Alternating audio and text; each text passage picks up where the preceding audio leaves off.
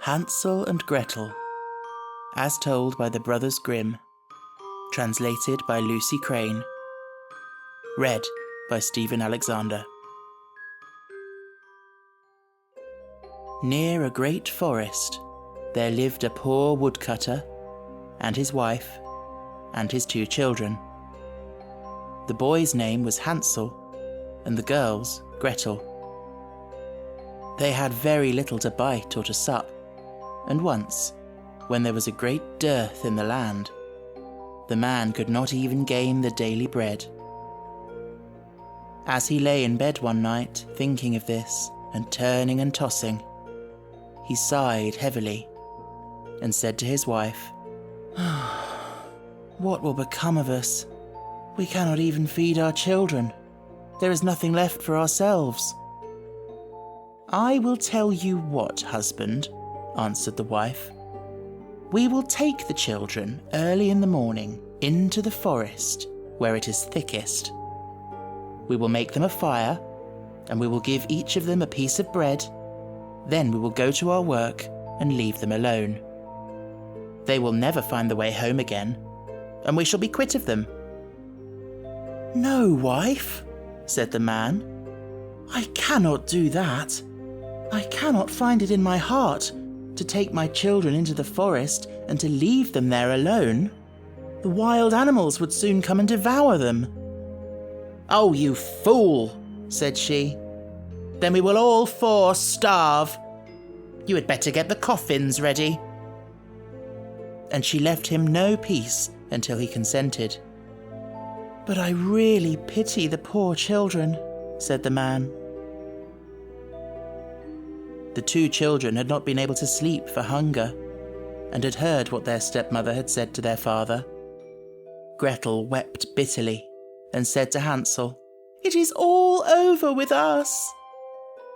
"Do be quiet, Gretel," said Hansel, "and do not fret. I will manage something." And when the parents had gone to sleep, he got up, put on his little coat, opened the back door, and slipped out. The moon was shining brightly, and the white flints that lay in front of the house glistened like pieces of silver. Hansel stooped and filled the little pocket of his coat as full as it would hold. Then he went back again and said to Gretel, "Be easy, dear little sister, and go to sleep quietly. God will not forsake us," and laid himself down again in his bed. When the day was breaking, and before the sun had risen, the wife came and awakened the 2 children, saying, "Get up, you lazy bones! We are going into the forest to cut wood." Then she gave each of them a piece of bread, and said, "That is for dinner, and you must not eat it before then, for you will get no more." Gretel carried the bread under her apron, for Hansel had his pockets full of the flints. Then they set off all together on their way to the forest. When they had gone a little way, Hansel stood still and looked back towards the house. And this he did again and again, till his father said to him, "Hansel, what are you looking at? Take care not to forget your legs." "Oh, father," said Hansel, "I am looking at my little white kitten, who is sitting up on the roof to bid me goodbye."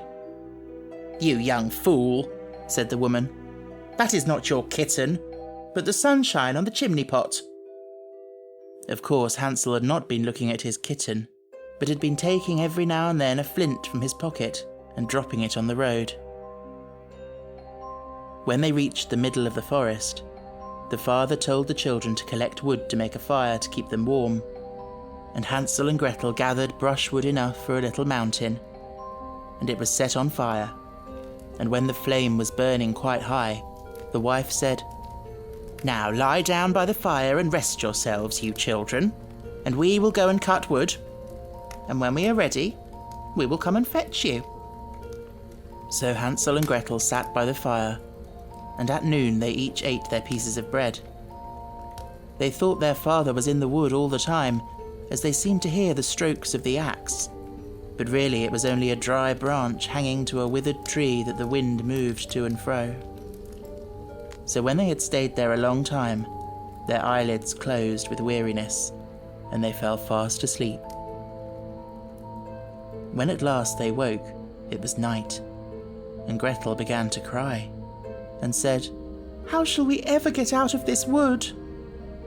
But Hansel comforted her, saying, "Wait a little while longer, until the moon rises, and then we can easily find the way home."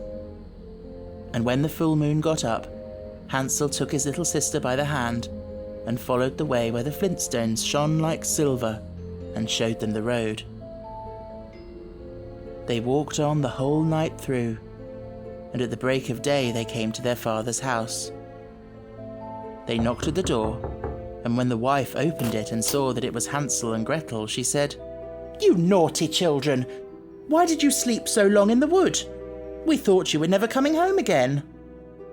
But the father was glad, for it had gone to his heart to leave them both in the woods alone. Not very long after that, there was again great scarcity in those parts, and the children heard their mother say at night in bed to their father, "Everything is finished up. We have only half a loaf, and after that the tale comes to an end. The children must be off. We will take them farther into the wood this time, so that they shall not be able to find the way back again. There is no other way to manage."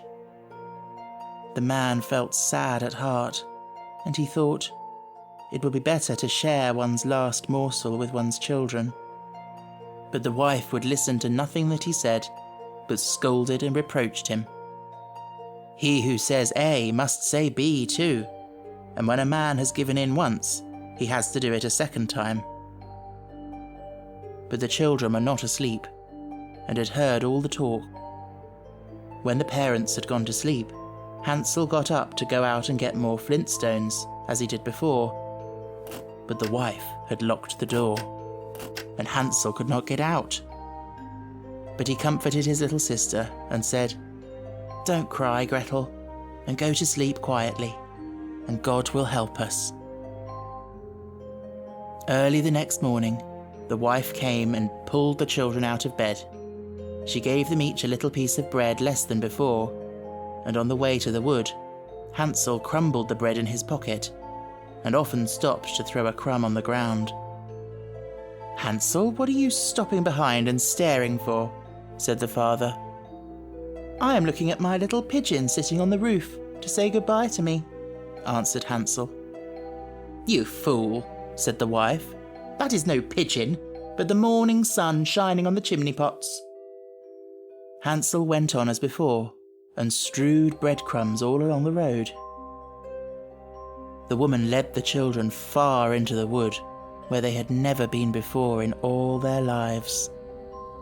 And again there was a large fire made, and the mother said, "Sit still there, you children, and when you are tired you can go to sleep.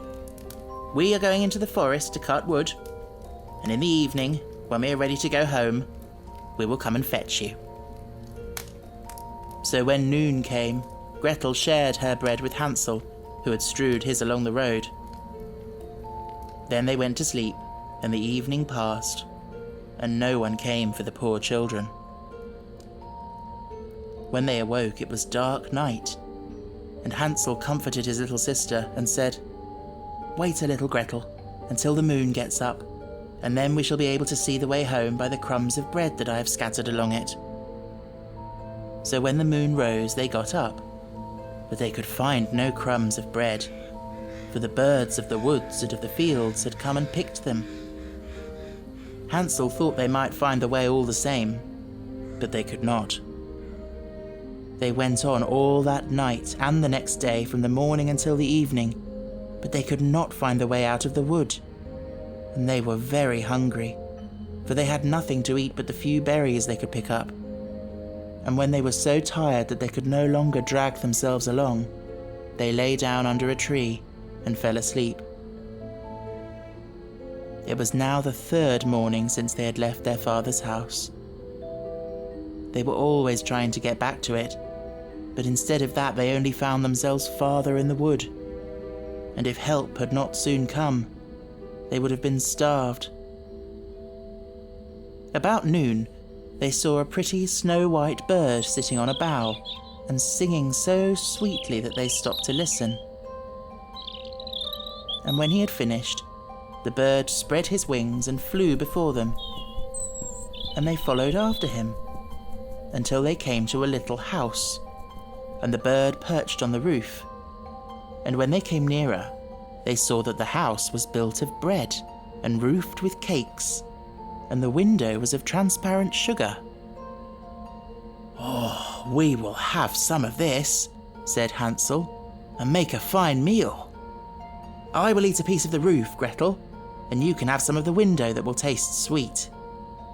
So Hansel reached up and broke off a bit of the roof, just to see how it tasted, and Gretel stood by the window and gnawed at it.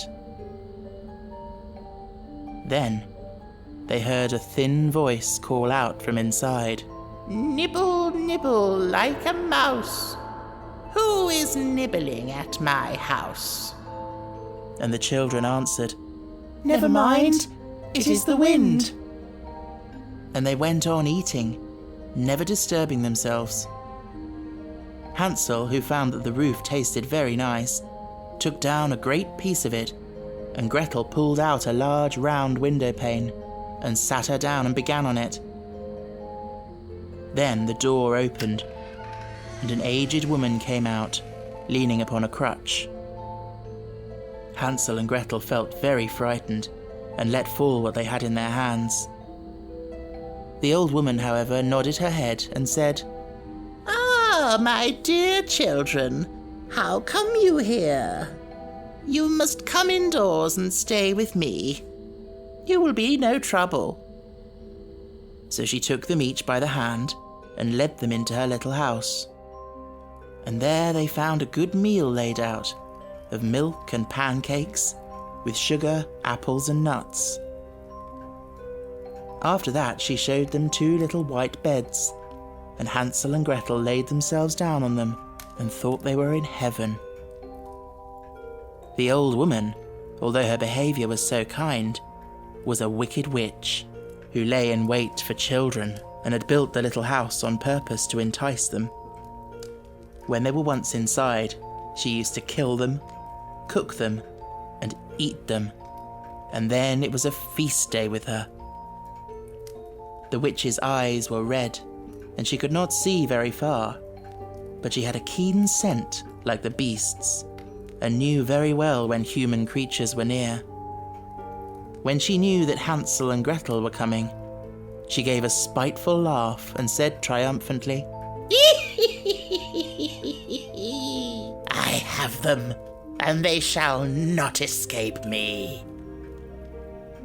Early in the morning, before the children were awake, she got up to look at them, and as they lay sleeping so peacefully with round rosy cheeks, she said to herself, "What a fine feast I shall have."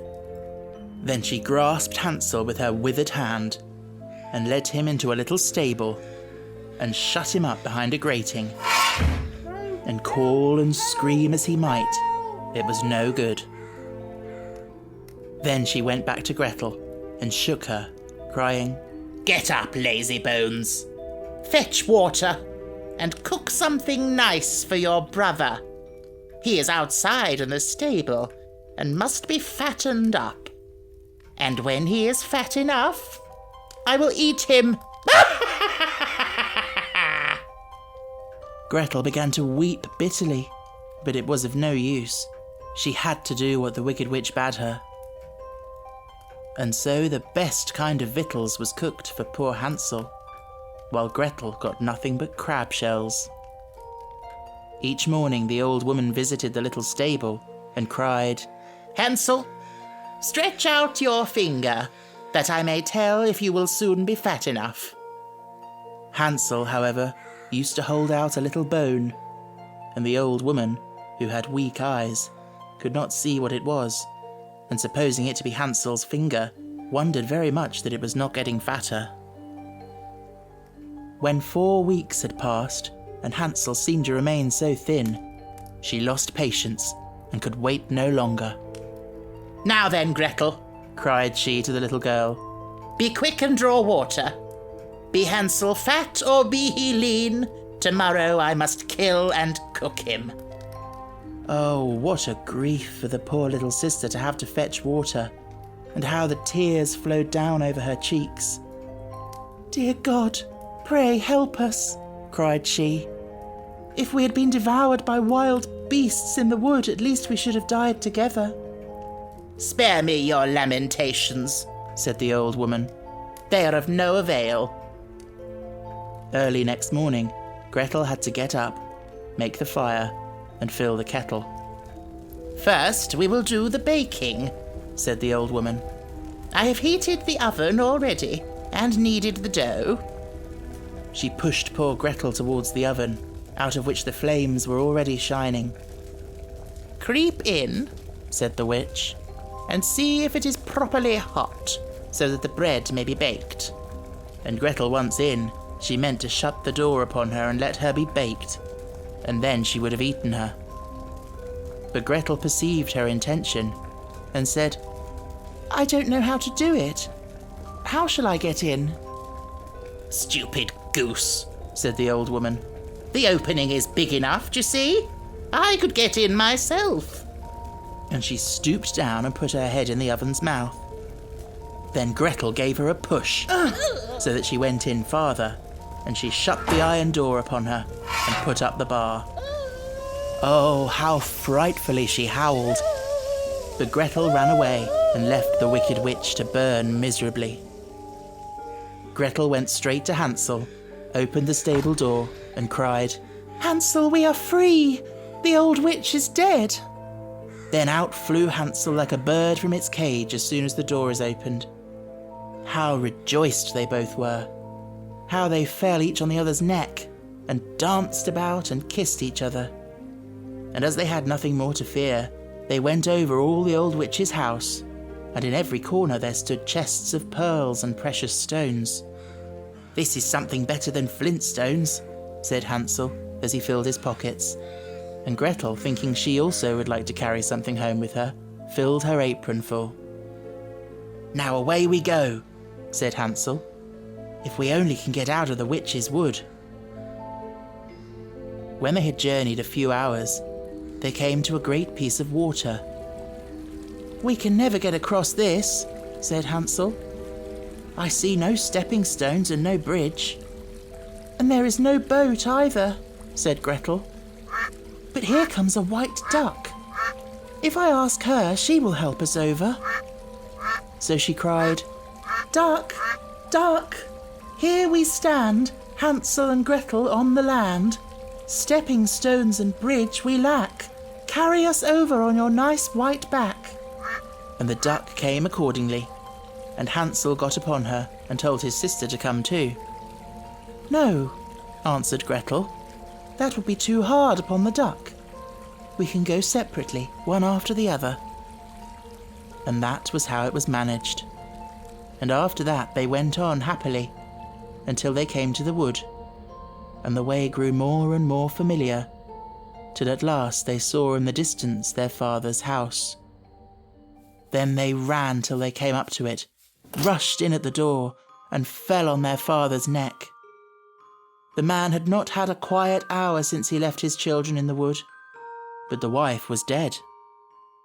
And when Gretel opened her apron, the pearls and precious stones were scattered all over the room, and Hansel took one handful after another out of his pocket. Then was all care at an end, and they lived in great joy together.